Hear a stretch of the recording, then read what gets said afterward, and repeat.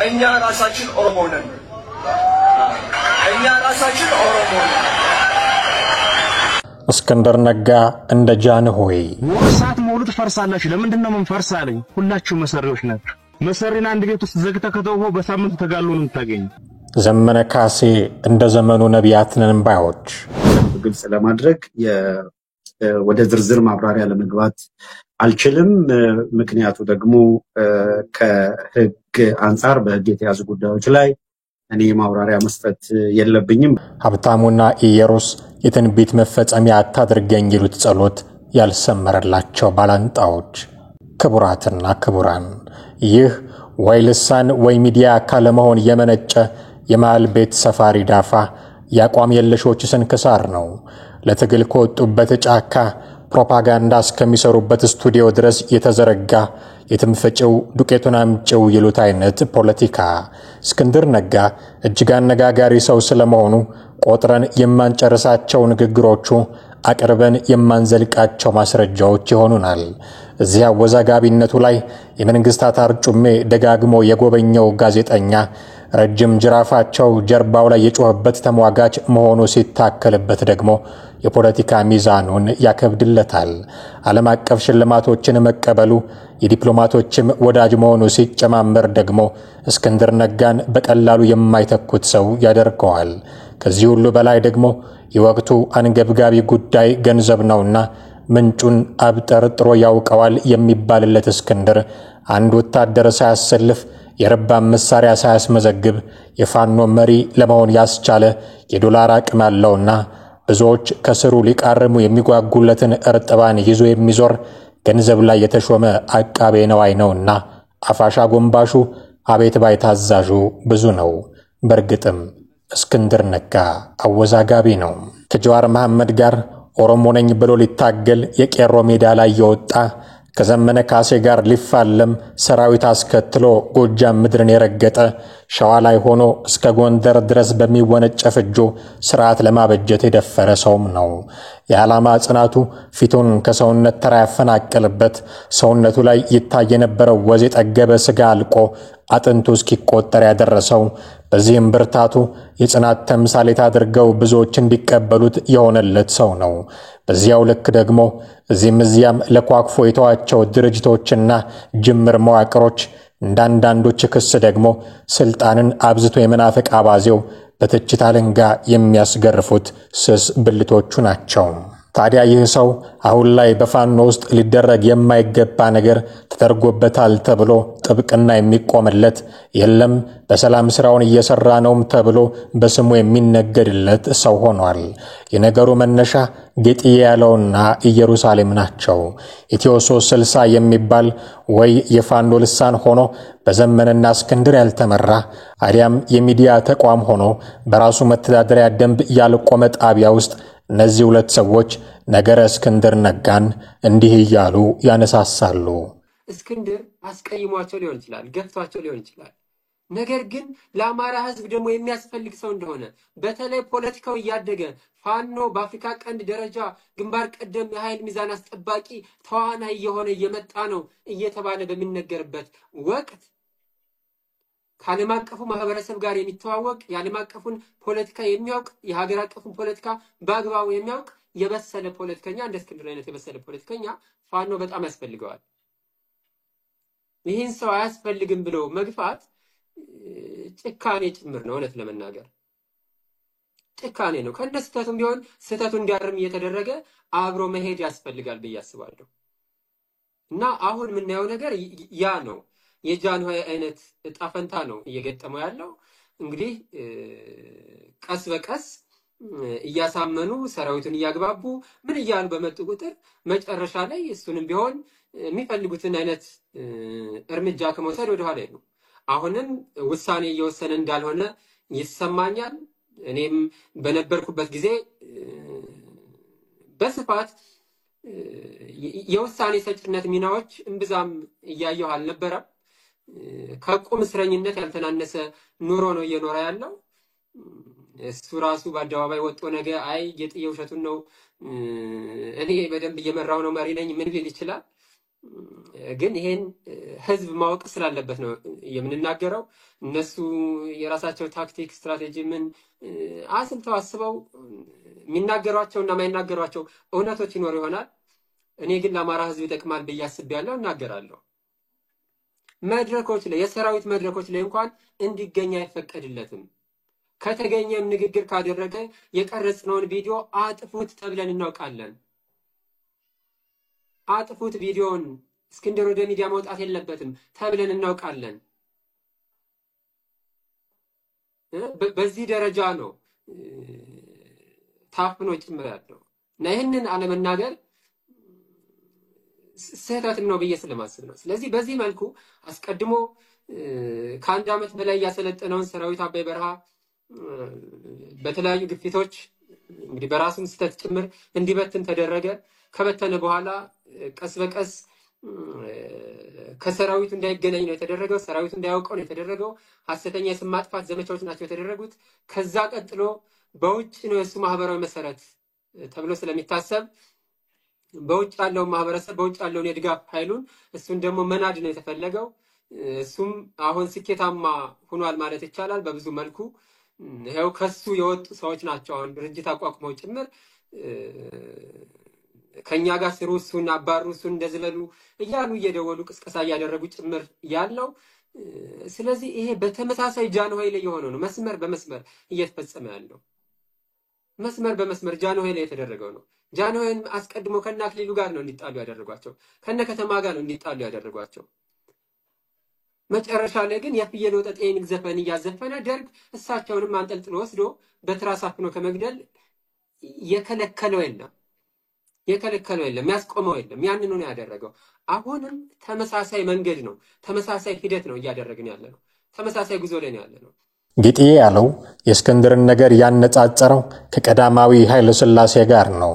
ንጉሠ ነገሥቱ ካርጋቸው ላይ እንዴት ባለ ሴራ እንደተወገዱ ለሚያውቅና በኋላም ምን እንደደረሰባቸው ለሚገባው ሰው እስክንድርን ከኃይለ ሥላሴ ጋር ማነጻጸር ማለት ነገ በአንዱ የፋኖ ሰው የፊጥኝ ታስሮ ይረሸናል አሊያም በጫማ ማሰሪያ ሲባጎ ታንቆ ይሞታል ብሎ እንደመተንበይ ነው። ወንድም ወንድሙ ላይ እንዲህ አይከፋም የሚል ጉንጭ አልፋ ክርክር ሊገጥም የሚመጣ ካለ ደግሞ ጎንደር ላይ ከመታረቃቸው በፊት ደረጀና ሀብቴ እንዴት እንደነበሩ እንዲያስታውስ እንጋብዘዋለን። አሊያም እነዚያ ጎጃም ውስጥ ባለ ፋኖ በስልክ ብቻ በተደረገ ትዕዛዝ የተረሸኑ መምህራንን ያስታውስ ዘንድ እናገብረዋለን። ሲያሻው ደግሞ ልጃቸውን ገደሉ ብሎ አንድን አዛውንት በአደባባይ ምስላቸው የተቀረጸ ጭምር በጥይት የተመቱበትን ቪዲዮ እንዲያይ እንመክረዋለን። ምስሉን አይቶ የመጨረስ ሞራል ካለው ጌጥዬ ያለው እስክንድር ላይ ሊደርስበት ይችላል ብሎ የሰጋው ነገር ያኔ ይገባው ይሆናል። ጌጥዬ ያለው ይህንን እስክንድር ላይ እየተደረገ ነው ያለውን ሴራ ለሕዝብ ዓይንና ጆሮ ካደረሰ በኋላ ጠላት ከሩቅ አይመጣም እንደሚባለው ለማስተባበል የሮጠው እስክንድርን አግኝቼ በሳቅ አፈረሰኝ ለማለት የሚቸኮለው ሀብታሙ አያሌው ነበረ፣ የዚያው የኢትዮ 360 ባልደረባ። አርበኛ እስክንድር ነጋን አለ ስለሚባሉ ጫናና ሁኔታዎች ምላሽ እንዲሰጠኝ ተነጋገረ። እውነት ለመናገር በእውነት ነግራቸዋለሁ፣ በጣም ሳቀ። እኔም አብሬው ሳቅኩኝ። መጨረሻ ላይ ምንድነው መሰላችሁ ያለው? ይሄንን ነገር ስሰማ ልክ እንደዚህ እኔ እናንተ በጣም ባግራሙት እንዴት እንዲህ አይነት ውዳቂ አጀንዳ ወደ ሚዲያ ይመጣል ብለን መሳቃችንን መልእክቱን አስተላልፍልኛል። ቃል በቃል ነው መነግራችሁ። እንዲህ ያለ ውዳቂ አጀንዳ እንዴት አጀንዳ ተደርጎ ለአማራ ሕዝብ ይቀርብለታል? እንዴት እንዲህ ያለ አሉባልታ እንዴት ለአማራ ሕዝብ እንዲህ አይነት ኮንስፓይረሲ ይቀርብለታል ብለህ ግለጥልኝ ነው ያለው። ሀብታሙ በዚህ አላበቃም።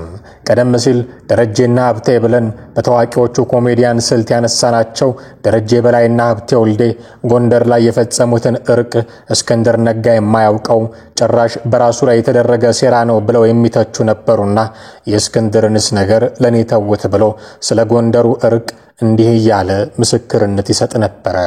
በጎንደር ላይ አደረጃጀቶቹ አንድ እንዲሆኑ ቀንከሌት ሲለፋ የነበረው ቀንከሌት ስለ አንድነት ሲሰብክ የነበረው እስክንድር እንደተከፋ በእነሱ አንድነት እሱ መቆሚያ መሄጃ የሚያጣ። በነገራችን ላይ እስክንድር የአማራ ህዝብ ትግል አንድ ሆኖ እስክንድር አንድ ተራ አባል ሆነ ኑር ቢባል እልል ብሎ በደስታ የሚኖር ነው። እስክንድር ታዲያ እሱ ለሚፈልገው ወንበር ነው እንደሚታገለው?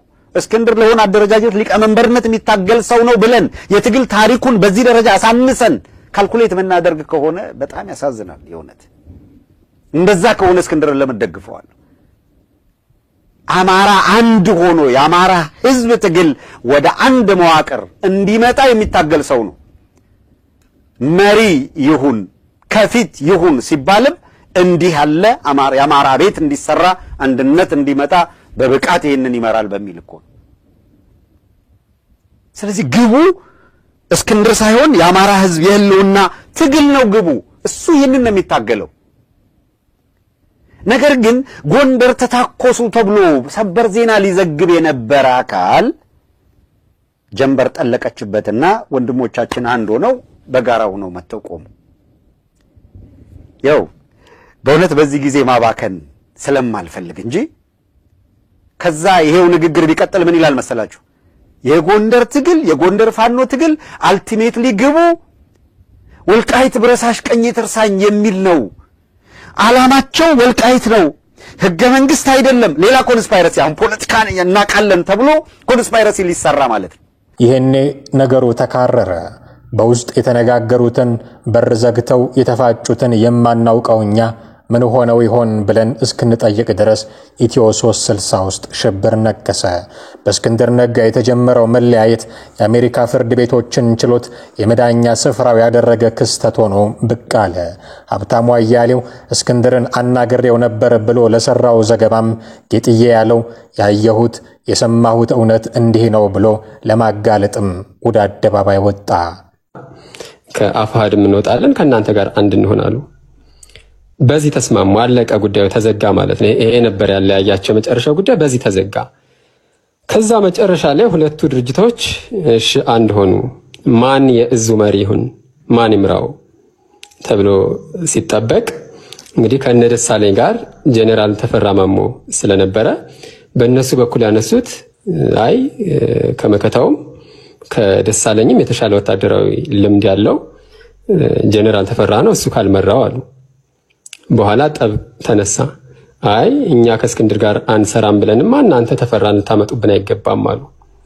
በዚህ ምክንያት አንድነቱ ሳይሳካ ቀረ። ከዛ በኋላ እርስ በርስ ወደ መታኮስ ወደ ማለትም ተመልሶ ተገባ ማለት ነው። የሆነ ሆኖ የመጀመሪያው ትልቁ ጉዳይ ይሄ እስክንድር ፈቅዶ አውቆ የተደረገ ጉዳይ አይደለም። አይመለከትም፣ ምንም ማታመጣም ተብሎ ነው ያ የሆነው። ስለዚህ እንደዚህ አይነት ማለትም የድርጅቱ የህዝባዊ ድርጅቱ አባል እዞችን ሙሉ በሙሉ መቆጣጠር በማይችልበት ሁኔታ ላይ ያለን ሰው አይ እኔ በሙሉ አቅም እየሰራሁ ነው፣ እንደዚህ እያደረኩ ነው፣ ተሳስቀናል፣ ሳቅባቸው ስቄባቸዋለሁ፣ ይሄ ነው አሉባልታ። ይሄ እንዴት ነው ይሄ አሉባልታ ይሆናል? ይሄንን ማንም ሰው እዛ ቢደውል ማረጋገጥ ይችላል። አመራሮቹ ባይነግሩት ሌላው እግረኛው ፋኖ ይነግረዋል፣ እግረኛው ሰራዊት ይነግረዋል። ይሄ ፐብሊክ ኢንፎርሜሽን ነው። በነገራችን ላይ እዛ አካባቢ በጣም ፐብሊክ ኢንፎርሜሽን ነው። ይህንን የሚክድ የለም። በዚህ አይነት ሁኔታ ያለን ሰው አይ ያለበት ሁኔታ እንዲህ ነው ብለን ስንል አሉባልታ ነው የሚያወሩት። ምን ብሎኛን ጉሮሯችንን መዝጋት ተገቢ አይደለም። ከጌጥዬና ካፈወርቅ ጋር በአንድነት በሀብታሙ አያሌው ድምጻችን ታፍኗል የምትለው ኢየሩሳሌምም እስክንድርን አስመልክቶ እንዲህ ብላ እስከመናገር ደርሳለች። መኖራቸውን በፖለቲካውም ይሁን በእንደዚህ አይነት እንቅስቃሴ ውስጥ ጥሩ ዕውቀት አላቸው፣ ጥሩ አቅም መፍጠር ይችላሉ የሚባሉ ሰዎች መኖራቸውንም ሰምቻለሁ። እንግዲህ ሲባልም ሰምተናልና እንዳልከው አዲስ ሐሳብ ይዘው ጥሩ ነገር ይዘው መምጣት የሚችሉ ጥሩ አቅም መፍጠር የሚችሉ ሰዎች እንዳሉበትም እናውቃለን እዚህ ስብስብ ውስጥና እንዳልከው ለምን በዚህ ደረጃ እስክንድርን ጭራሽ ሌላው ቡድን ይሄ የባአዴኑ ውስጥ ተሰግስጉ አሁን ድርጅት እንዳይሆን እየሰራ ጭራሽ ሆኖ እስክንድርን እዛው መድረክ ላይ ዝም በል እስከ ማለት የደረሰው ይሄው ስብስብ የሚሰራውን ስራ የበለጠ ጭካኔ የተሞላበትን ከላ ደግሞ ድርጅት አቋቋመን ብሎ የመጣው ስብስብ ደግሞ በዚህ ደረጃ የበለጠ ደግሞ ጭካኔውን ሲያሳይ ስታይ ትደነግጣለ። ምክንያቱም ውስጡ አሉ ከተባሉበትና ጥሩ ነገር ይሰራሉ ብለ ከምታስባቸው ሰዎች አንፃር ሲታይ ነው።